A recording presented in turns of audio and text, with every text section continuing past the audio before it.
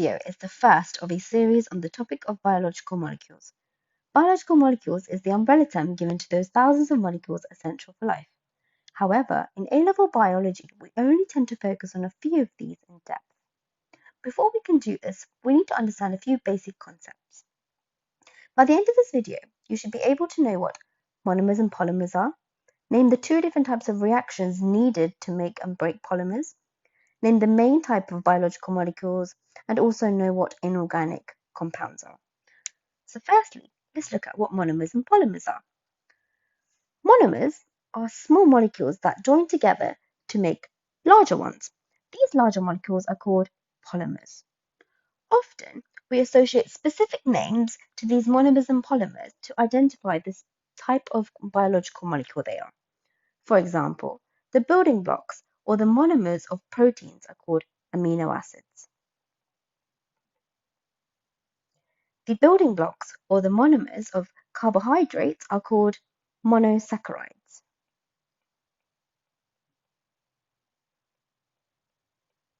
Polymers also have specific names. So proteins can also be called polypeptides,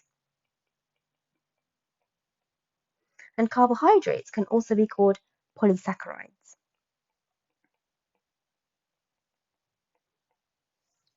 To make polymers and to break them, we need specific reactions. There are two of these: condensation and hydrolysis. Condensation reactions help join two molecules together to form a bond. Hydrolysis reaction ensures that bonds get broken to release two separate molecules. Therefore, they are needed for bond breaking. In both of these reactions, water plays a key role. In condensation reaction, for every bond that is made, one water molecule is released. In hydrolysis reaction, to break each bond, you need one water molecule. Essentially, both of these reactions are opposites of each other. Now, let's see what type of biological molecules can be made. These are the four main types of biological molecules we need to focus on: carbohydrates, proteins, nucleic acids, and lipids. These molecules are what we call organic compounds. And this is because they contain carbon as one of its main components, associated with hydrogen, and sometimes oxygen as well. All these molecules you can expect to find carbon, hydrogen, and oxygen in them, making them organic compounds. Let's look at these in depth. Carbohydrates are made up of monosaccharides. Monosaccharides are the monomers of carbohydrates. There are three of them: glucose, which you'll recognize as one of the reactants of respiration, fructose, and galactose. When two of these come together, we make disaccharides, or a dimer. These disaccharides are only specific to carbohydrates. There are also three of these: maltose, sucrose, and lactose.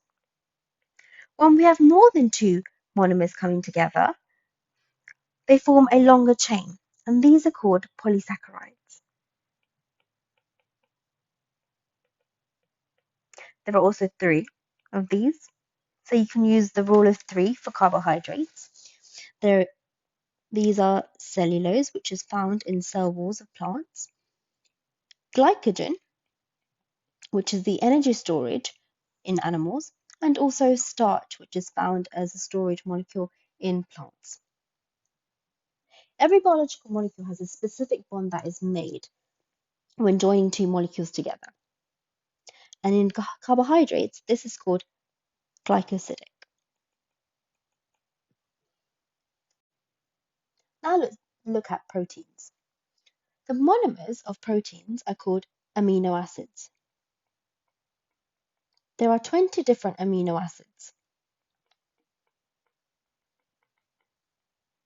and this is the general formula for each amino acid, with the R group changing for every one of these 20 different amino acids. But we'll look at this in more depth in videos to come.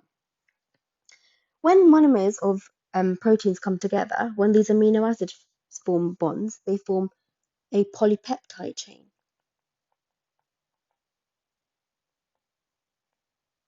This polypeptide chain will later form specific structures depending on their function. The type of bond that's formed between each of these amino acids is called a peptide bond, hence the name polypeptide. Now let's look at nucleic acids and lipids. Nucleic acids is the common term we associate with DNA and RNA molecules. The monomers of DNA and RNA are called nucleotides. And this is the general structure of a nucleotide that is common for both DNA and RNA with a few small changes. When these nucleotides come together, we start calling them polynucleotides. This being DNA and RNA. The specific bonds that are formed between these nucleotides is called a phosphodiester bond.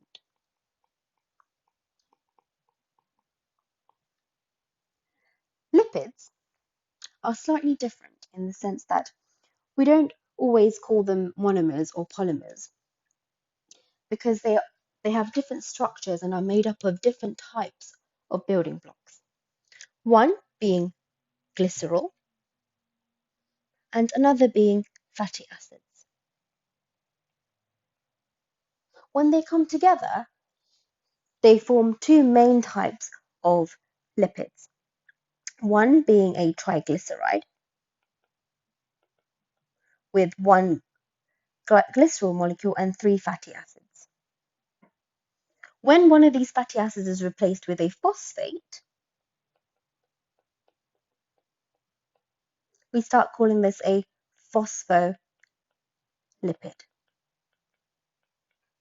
On their own, they have specific functions and they don't need to form longer chains, making them slightly different from the other biological molecules we've looked at.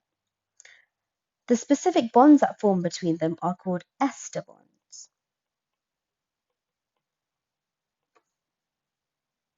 So that was an overview on the four main types of biological molecules: carbohydrates, lipids, nucleic acids, and proteins. Now let's look at what inorganic compounds are. We have established that organic compounds are made up of carbon mainly, and also hydrogen and oxygen. The main difference between organic and inorganic compounds is that they lack carbon. They don't have carbon.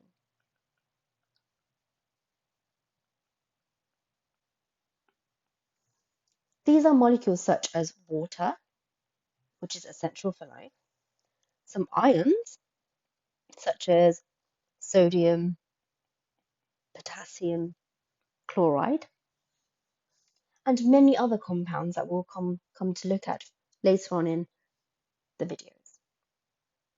So that concludes the video for today. We have looked at what monomers and polymers are, the two types of reactions needed, which are condensation and hydrolysis reactions. We've named and had a look at an overview of four main types of biological molecules: carbohydrates, proteins, nucleic acids, and lipids. And we've also identified what inorganic compounds are.